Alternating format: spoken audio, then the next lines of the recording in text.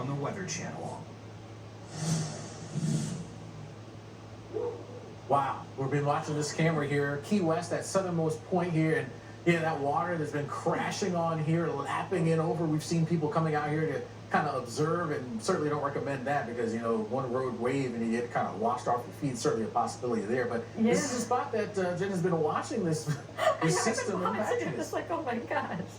You don't know, we've seen some people out there. Yeah. And even potentially, I think there was like one man at some point that like fell and then climbed his way back up. You do not want to be out there. No, you really don't. You really don't. So when it comes to what's going on, clearly the waters are angry, and we've been talking about winds pretty gusty there for you as well. In Key West, another spot that's also been feeling the impacts, getting well away from the center of where Debby is, Key Largo, where we're under a flood watch here until tomorrow, at least tomorrow morning.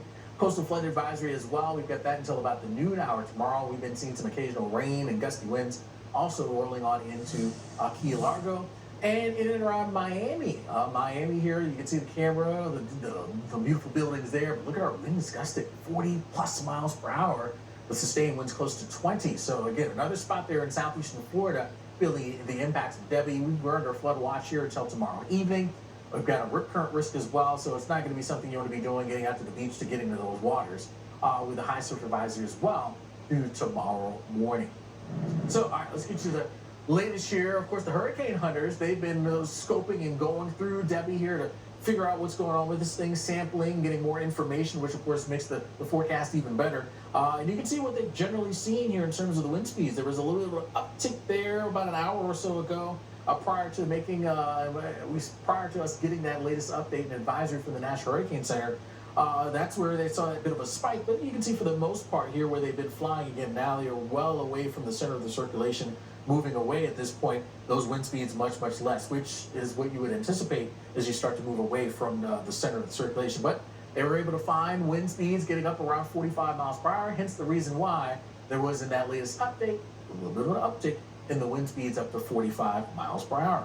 So the center of the circulation right around in there. A lot of rain associated with it as well that's been coming on in here. Some of those outer bands, this one outer band here that's been kind of working its way from the waters here up into Florida. Occasionally some very heavy rain, and occasionally we've seen some warnings. Severe warnings where winds 60 miles per hour being a threat, and also some occasional isolated tornado warnings as well. Some heavier rain here as you work your way around the Lake Okeechobee area. We've seen some of those rain issues pushing north from there. And there's that latest advisory, 45 mile per hour winds moving now to the northwest at about 14 miles per hour. Now, does it go from there? Well, here's the projected path, tracking again northbound and then bending towards the Big Bend area as we get into Sunday night and Monday, making that landfall as a hurricane. That is the forecast now. In fact, if you're just joining us, the latest update now has it getting up to about 85 mile per hour her Category 1 hurricane. Could it get stronger than that? Certainly a possibility for that to take shape, but being prepared for a strengthening tropical cyclone as it moves its way into the Big Bend area, and then things get a little squirrely. Notice what we've got here. This is a Monday evening right in that area here in North Florida, and then Thursday evening right in that area. There's not a whole lot of movement between Monday and Thursday. It's going to be hanging out here, dumping a lot of rain, and then that's going to be a big concern. That's exactly what we don't want to see. Now, the southern Florida communities of Sanibel and Captiva Island know all too well the dangers of tropical storms. In 2022, a monster Category 4 Hurricane Ian devastated the popular tourist destination. The mayor reminds us the water can be worse than the wind. I think one of the things that we will take very seriously during this storm season is to make sure that people understand the threat of the wind is one thing, but the threat of storm surge is quite a different animal that we need to deal with. And we'll want to make sure that people are well prepared for that. And as the old saying goes, hide from the wind, get out of the way of the water. And so we want to make sure that folks are on top of that and ready for it when it comes. And that is great advice and should be heeded by everyone. Well, right now we want to take a look at the forecast model, where it's going to track, kind of give you an idea of the timing. And you can see as we head throughout the day on Sunday, the center of the storm is going to be moving northward, and then it's going to track northeastward, likely along the Big Bend of Florida. And then Tuesday, early Tuesday morning, you can see the center is still right there.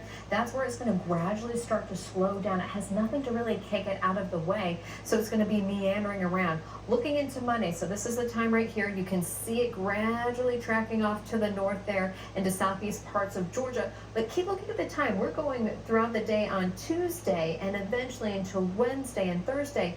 Rain totals, this is through Thursday. We could see many places seeing up to a foot or more of rain. Some isolated spots could see 18 inches to almost 2 feet, which is very significant and very concerning, especially which it includes Charleston and Savannah. So storm surge is going to be a big concern. Along with that, the flooding rain. We do have the storm surge warnings in effect from Apalachicola through the Big Bend, including Cedar Key. Storm surge watches include Tampa, Sarasota, and Fort Myers. So keep in mind, be safe and aware throughout the day tomorrow. To the right now is the GPS